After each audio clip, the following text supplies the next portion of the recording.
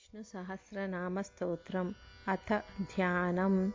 क्षीरोदन्वत्प्रदेशे शुचिमणिविलसत्सैकतैर्मौक्तिकानां मालाक्लिप्तासनस्तस्फटिकमणिनिभैर्मौक्तिकैर्मण्डिताङ्गः शुभ्रैरभ्रैरदभ्रैरुपरिविरचितैर्मुक्तपीयूषवर्षैः आनन्दीनः पुनीयाधरिनलिनगधा शङ्खपाणिर्मुकुन्दः भूः पादौ यस्य नाभिर्वियदसुरनिलश्चन्द्रसूर्यौ च नेत्रे कर्णावाशाशिरोधौर्मुखमपि दहनो यस्य वास्तेयमब्धिः अन्तस्तं यस्य विश्वं सुरनरखगोभोगिगन्धर्वदैत्यैः चित्रं रम्यते तं त्रिभुवनवपुषं विष्णुमीशं नमामि।